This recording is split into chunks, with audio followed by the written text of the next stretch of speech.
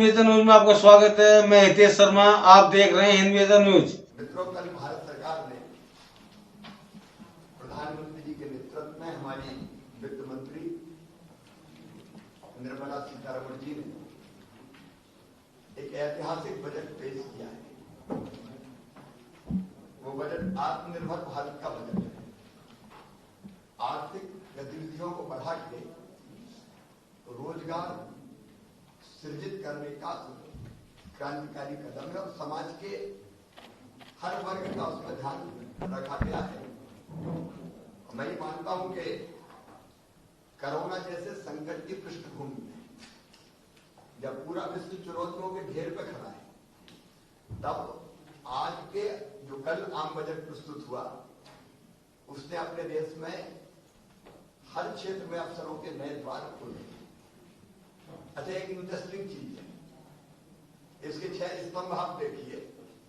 स्वास्थ्य और कल्याण, भौतिक और वित्तीय पूंजीगत अधोसंरचना, आकांक्षी भारत के लिए समावेशी विकास, नव प्रवर्तन अनुसंधान और विकास, मानव पूंजी में नवजीवन का संचार करना और न्यूनतम सरकार अधिकतम शासन, मिनिमम गवर्नमेंट मैक्सिमम गवर्नेंस।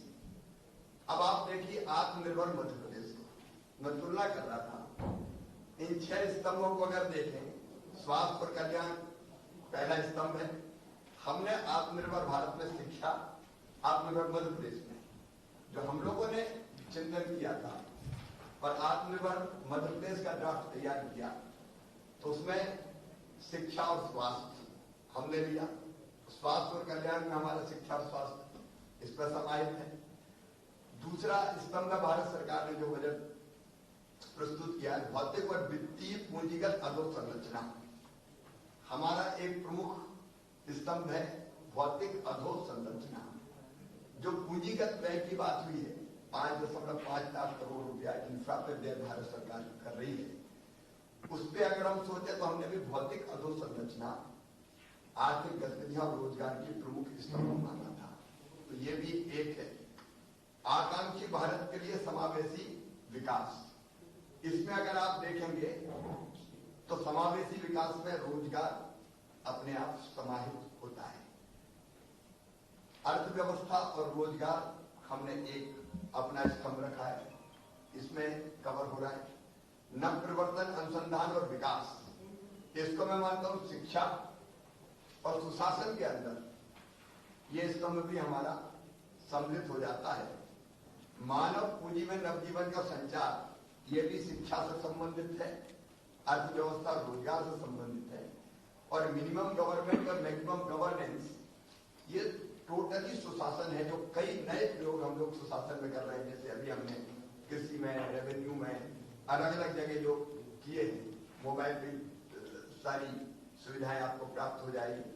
तो ओवरऑल मैंने चिंतन किया तो मुझे लगा कि जो भारत सरकार सोचती है वही हम सोचते हैं। और कुल मिला के प्रधानमंत्री जी के सोच के साथ पूरा देश खड़े हैं, हम खड़े हैं। लेकिन हम लोगों ने भी काफी कुछ उस दिशा में कोरोना काल में हम लोगों ने एक्सरसाइज करके बनाया था। लगभग उसी लाइन पे ये बजट है, हमारे लिए प्रसन्नता की बात। और इसलिए मैं बात इसलिए कह रहा हूं कि हम जो करना चाहते हैं उसके पर्याप्त अवसर हमको इस बजट में मिलेंगे। कल मैंने अधिकारियों को निर्देश दिया था कि अपने अपने हर अधिकारी बजट सुने और अपने अपने विभाग का निकाले। आज मैं मोटी आउटलाइन जो मैंने समझी है वो आपके सामने इसलिए रख रहा हूं कि इस बजट से पूरा लाभ उठाना है मध्य प्रदेश के लिए, आत्मनिर्भर मध्य प्रदेश के लिए। अगर आप देखेंगे ओवरऑल प्रमुख चीजें, तो प्रधानमंत्री आत्मनिर्भर स्वस्थ भारत योजना के अंतर्गत 64,000 करोड़ रुपए की योजना प्रारंभ की गई। हमारा स्वास्थ्य और मेडिकल एजुकेशन दोनों ध्यान रख के इसका अध्ययन करके कैसे हम इसमें अधिकतम लाभ उठा सकते हैं। कोरोना वैक्सीन के 35,000 करोड़ का प्रावधान है, उसका लाभ स्वाभाविक रूप से अलग अलग राज्यों को मिलेगा। हेल्थ फैसिलिटीज के लिए क्रांति है। प्रधानमंत्री जी अभिनंदन के पात्र है। 137% अधिक राशि, इसका मतलब यह है कि बीमारी होने के पहले रोकने की भी व्यवस्था और हो जाए तो गरीब तक के पर्याप्त इलाज की व्यवस्था। इसमें आयुष्मान भारत जैसे भी आयाम सब सम्मिलित होंगे अगर हम देखेंगे। इसमें लगभग 2,23,846 करोड़ का प्रावधान। अब इसका फायदा हेल्थ और मेडिकल एजुकेशन जो हमारे मिनिस्टर है उनको पूरा उठाना चाहिए। इसका बारीकी से आप अध्ययन करो, आपके विभाग के साथ बैठो और क्या क्या पहल हमको करनी है वो हमको करनी चाहिए। फिर नया पोषण मिशन एक शुरू हो रहा है, तो कुपोषण दूर करने के लिए ये हमारे पास बजट की व्यवस्था इससे हो सकती है, क्योंकि हम लोग मानते हैं कि कुपोषण के मामले में हमको बहुत काम करने की जरूरत है। तो वो महिला बाल विकास और संबंधित विभाग को ध्यान देना पड़ेगा। फिर पूंजीगत कार्यों के लिए 5,50,000 करोड़ का प्रावधान इस बजट में है। हम लोग भी अधोसंरचना के क्षेत्र में काम करना चाहते हैं। हमारा Atal progress way, Narmada expressway, PWD और संबंधित विभाग इसमें ढंग से ध्यान देंगे, उसमें भी है। और हमारे सिंचाई की योजनाओं के लिए भी, चाहे वो एनबीडीए की हो चाहे जल संसाधन की हो, वो आप देखें इसमें भारी भरकम प्रावधान है। इसमें वो आगे आ रहा है। तो कुल मिला के इसको आपको देखने की जरूरत है। जो आईजीपी तुलसी जी भी है, ढंग से देखें। भारत माला परियोजना में भी 8,000 करोड़ है, तो हम अटल प्रोग्रेस वे में लाभ उठा सकते हैं क्या उसका, उसको वर्कआउट हमको करना पड़ेगा। फिर शहरी इलाकों के लिए भी जल जीवन मिशन भूपेंद्र जी, इस पर ध्यान देना पड़ेगा। तो हम जो शहर रह गए पेयजल से, उसमें कैसे इसका फायदा हम लोग उठा सकते हैं। जल जीवन मिशन के लिए 5 गुना प्रावधान किया गया है। 11,000 करोड़ से बढ़ा के लगभग 50,000 करोड़ के आसपास पहुंचे। तो वो गांव में पानी देने का जो हमारा अभियान है उसका अधिकतम हम इसका लाभ उठाने का प्रयास करें। फिर 20,000 करोड़ रुपए की लागत से 1 और 5 वर्षों के लिए 1,41,000 करोड़ रुपया शहरी स्वच्छ भारत के लिए मिशन 2 भूपेंद्र जी प्रारंभ होगा। तो उसको पूरा वर्कआउट करके हमको कैसे मध्य प्रदेश अधिकतम लाभ उठाए। एक नई बात इसमें ये और है कि अभी तक अपनी परियोजनाओं के हम लोन लेते थे बैंकों से। एक नई चीज इस बजट में की गई है, 20,000 करोड़ रुपए की अंश पूंजी से नया वित्तीय विकास संस्थान गठित किया जाएगा, जो अपनी योजनाओं के लिए भी बैंक के अलावा पैसा देगा। तो बैंक के अलावा एक और द्वार हमारे लिए खुला है। इसको भी हमको विशेषकर वित्त विभाग और जो हमारे निर्माण वर्ष डिपार्टमेंट से वो कैसे लाभ उठा सकते हैं, इसमें भी हम लोगों को पहले करनी चाहिए। एक हमको और सुविधा मिली है कि सकल घरेलू उत्पाद का अभी तक 3% हम लोग लोन ले सकते थे, उसको बढ़ाकर 4% किया गया है, लगभग 13,000 करोड़ रुपया। और उसमें भी 0.5% सशर्त किया गया है। कुछ सुधार, 4 सुधार बताए हमने कि वो सुधार और करेंगे तो 4 के बजाय 4.5% तक हम जा सकते हैं। ऐसे समय में जब ड्यूरेशन की राशि कम हो रही है हमारी, 61,000 कितने करोड़ थी, उससे घट के हम 52,000 करोड़ के आसपास, इस साल को 43,000 करोड़ में रह गए। हाँ, तो उसमें उसकी कमी पूर्ति हम फिर इससे कर सकते हैं। तो वो जो 4 हाँ इंटरेस्ट रेट मजबूत है, लेकिन वो 4 सुधार करने पड़ेंगे। तो 4 सुधारों पे हम लोग ध्यान देंगे, हम मध्य प्रदेश में कर पाए। तो इसमें लगभग फिर अपन 10-12,000 13,000 करोड़ रुपया अतिरिक्त जुटा पाएंगे। फिर उज्ज्वला योजना के अंतर्गत 1 करोड़ नए गैस कनेक्शन, तो 8 लाख के आसपास मध्य प्रदेश को मिलेंगे, तो उसकी तैयारी अपन को पूरी कर लेनी चाहिए। फिर जनगणना डिजिटल होगी, 3500 करोड़ का प्रावधान उसके लिए, तो वो तो अपनी जनगणना के काम आएगा। बुजुर्गों को 75 आजादी के 75 वर्ष में 75 साल से अधिक उम्र के जो वरिष्ठ नागरिक थे उनके आय का रिटर्न भरने से छूट दी गई है। एक हमको विशेषकर हमारा जनजातीय विभाग मीना ने हम लोग को ध्यान देना पड़ेगा। 750 नए एकलव्य स्कूल में से मैक्सिमम हम ले आए, तो उसकी तैयारी पूरी हमको करनी पड़ेगी कि कैसे हम ये स्कूल हम लोग ले पाए। और एकलव्य स्कूल की भी राशि 20 से बढ़ाकर 38 करोड़ रुपए प्रति स्कूल की है। ये बहुत अच्छे संस्थान विकसित किए जा सकते हैं क्वालिटी एजुकेशन के लिए, उस पर हमको ध्यान देना पड़ेगा।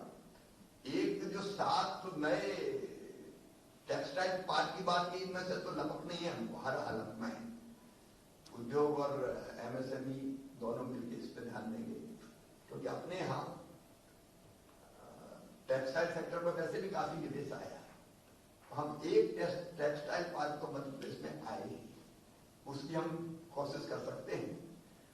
और डेडिकेटेड फ्रेट कॉरिडोर के अंतर्गत 3 नई परियोजना में से एक मध्य प्रदेश के इटारसी से आंध्र प्रदेश की विजयवाड़ा तक विकसित होगी, तो स्वाभाविक रूप से उसका लाभ हमको मिलेगा।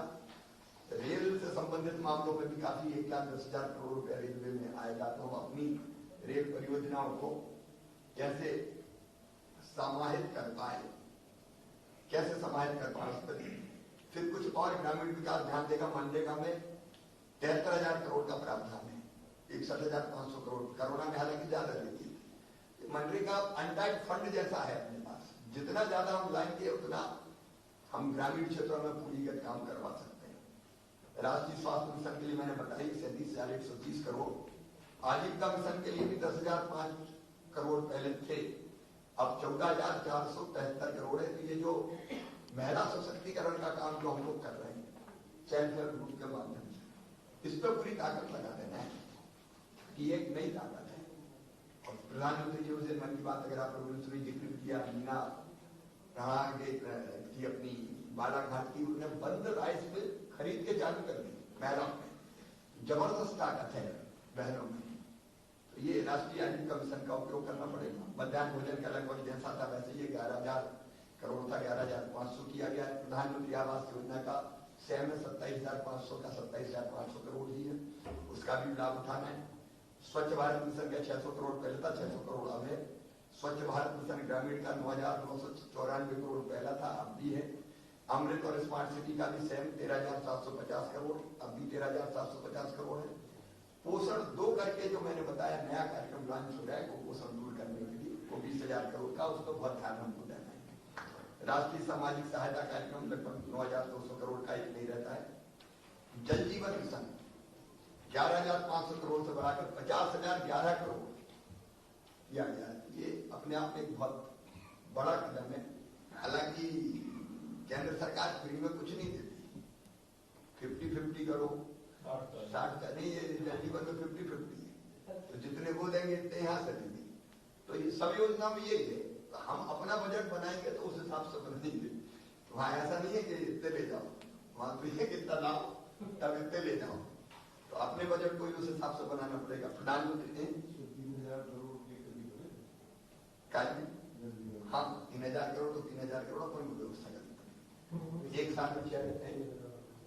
हाँ तो वो ह्यूज, मतलब कुल मिला के एक चीज हम पेयजल से जो कई दिनों से मैं कह रहा हूँ घर घर नल लगा के स्वच्छ पानी देना है, वो सपना हम लोग इससे साक्षी आपकी एक सर्वे अपन जल निगम से भी पानी प्रदान कर रहे हैं, पेयजल जो अपना निगम है, और ये जल जीवन निगम मिशन भी आ गया है। तीसरा रीजन क्या है कि ये 15 वित्त आयोग की जो गाइडलाइन है नागरिक निकाय दे रहे हैं, इसमें 50% राशि इतने पेयजल के लिए आप तो जितनी संस्थाएं काम कर रही है वो 50% जो है उसके लिए आप किसी दूसरे मत में हाँ कर सकते हैं। आज मैं विचार कर रहा था कि आज तो हम वो स्कूलों के बारे में एक प्रेजेंटेशन करेंगे जो उत्कृष्ट विद्यालय हम खोले, सीएम राय मैंने कहा नाम बदलना चाहिए। अगली बार इस पे प्रेजेंटेशन हाँ नहीं वो अपन देख के करेंगे पूरा, तो उस पर चर्चा करेंगे। उसमें पंचायत में बहुत काम हो रहा है, क्या वो अपन पूरा उसका तर्कपूर्ण बंटवारा करेंगे जिससे पैसे का अपव्यय ना, उस पैसे को दूसरे काम में लगा देगा। अभी तो क्या है, अधिकांश पंचायत बिजली का बिल भी नहीं भर रही, तो इसमें बिजली का बिल ही भरवा दें तो कंपनियों के लिए थोड़ा बहुत राशि उनको मिल जाएगी। वो अपन सोच के करेंगे। अभी कैबिनेट में इसका एक प्रेजेंटेशन रखेंगे। और नेशनल इंडस्ट्रियल कॉरिडोर उसके लिए भी 1,200 करोड़ पहले थे, अब 2,000 करोड़। इस पर भी हमको ध्यान देना पड़ेगा इंडस्ट्रियल कॉरिडोर पे। तो मैं ये विषय मैंने इसलिए आपके सबके सामने रखा कि हम लोग सतर्क और सजग रह के केंद्रीय बजट से मध्य प्रदेश के लिए अधिकतम कैसे जुटा सकते हैं उसका प्रयास हमको तत्काल प्रारंभ करना पड़ेगा और उसके लिए आप आपके विभाग के साथ बैठ के रणनीति बनाए, योजना बनाए। और जैसे मैंने कहा कि दिल्ली भी हमको जाना चाहिए। कुछ मेरे साथी मंत्री दिल्ली प्रवास करके आए हैं, उसका निश्चित तौर पर लाभ देंगे। ये तो प्रयास करने के ऊपर है, कौन कितनी कोशिश करता है। कोशिश करता है तो हम प्राप्त करते हैं। तो इसमें से अधिकतम लाभ मध्य प्रदेश की हम कैसे उठाए, इसकी कार्य योजना अपने विभाग के हिसाब से बना लें। एक बार विभाग के साथ बैठ के पूरा एक बार इसका अध्ययन करके और फिर हम लोग, क्योंकि इस बजट में कुछ ना कुछ मध्य प्रदेश के लिए छुपा है। कोई एक चीज थोड़ी होती है कि मध्य प्रदेश को दिया, कई चीजें छुपी है। तो छुपे हुए अवसर को हमको जाने नहीं देना। और मैं मानता हूं कि आत्मनिर्भर मध्य प्रदेश के निर्माण में ये बजट क्रांतिकारी काम करेगा। हमको इस पर ध्यान देना है, इसलिए मैंने ये विषय आपके सामने रखा। एक और 15th फाइनेंस कमीशन के अंतर्गत भी हमको राशि मिली। न्यायपालिका के लिए अनुदान 690 करोड़ रुपया, प्रधानमंत्री ग्राम सड़क योजना में निर्मित सड़कों के रखरखाव। देखो एक दिक्कत हमें आ रही थी, अभी जब विश्लेषण आएगा तो मंडी टैक्स हमने कम किया तो मंडी की आय 83% कम हो गई। तो हमारे सामने समस्या है कि पहले मंडी से देते थे सड़कों के रखरखाव के लिए, अब वो राशि हमारे पास नहीं है। इसमें उसका भी प्रावधान 2109 करोड़ 5 साल में, 5 साल में। तो ये राशि हमारे पास आएगी। एक कृषि के क्षेत्र में निष्पादन प्रोत्साहन अनुदान है, इसके डिटेल में हम जाएंगे। 4587 करोड़ रुपया, इसका उपयोग हम कैसे ढंग से कर पाएंगे इसके बारे में सोचना है। उच्च शिक्षा अनुदान 349 करोड़, मोहन हेल्थ लैब्स के लिए 44 करोड़, क्रिटिकल केयर अस्पतालों के लिए 1061 करोड़, आपदा प्रबंधन के लिए भी राशि की व्यवस्था है। इसमें हेल्थ एंड वेलनेस सेंटर के लिए भी राशि की व्यवस्था है। शहरी स्वास्थ्य केंद्रों के लिए भी अनुदान है, प्राथमिक स्वास्थ्य केंद्र। और 10 लाख से अधिक आबादी के जो शहर हैं उनके लिए भी, और शहरी निकाय और ग्रामीण निकायों के लिए भी अनुदान है। ये सबको इकट्ठा करके हमको कैसे हम आत्मनिर्भर मध्य प्रदेश के संकल्प को पूरा कर पाए, उस दिशा में हमको आगे बढ़ना है। कुछ विशेष अनुशंसाएं भी की गई है। पर्यटन पुरातत्व विभाग के लिए 550 करोड़ रुपए, कन्या शिक्षा परिषद के लिए 250 करोड़ रुपए, पेयजल की आपूर्ति विशेषकर चंबल क्षेत्र में 250 करोड़ रुपए, सोलर पंप के लिए 500 करोड़ रुपए। ये अनेकों ऐसी चीजें हैं। तो हम समन्वित रूप से इसका लाभ उठाएंगे। मेरे मन में उत्सुकता थी कि मैं सारी चीजें आपके सामने रखूं, क्योंकि कोई चीज अंदर जब आती है तो मैं चाहता हूं हम शेयर करें इसको सब आपस में, और कैसे इसका बेहतर उपयोग कर पाए उस दिशा में हम लोग जी जान से आज से प्रयास करें। मुझे ये बताती हुई प्रसन्नता है कि हमारे कई मंत्री साथी एक्स्ट्राऑर्डिनरी प्रयास कर रहे हैं और लगातार काम में लगे हुए हैं। मुझे लगता है कि बाकी सबको भी जुटने की जरूरत है। तो हम जुट के काम करेंगे तो 3 साल में बदल देंगे मध्य प्रदेश, सचमुच में। पूरे आत्मविश्वास से भर के अपना सर्वश्रेष्ठ झोंक के इसमें काम करें, अपने विभागों के साथ बैठ के कार्य योजना बनाएं, और जब जरूरत आपस में भी करने की जरूरत पड़ेगी तो हम आपस में भी बात करेंगे, तो भारत सरकार से भी टाइप करेंगे।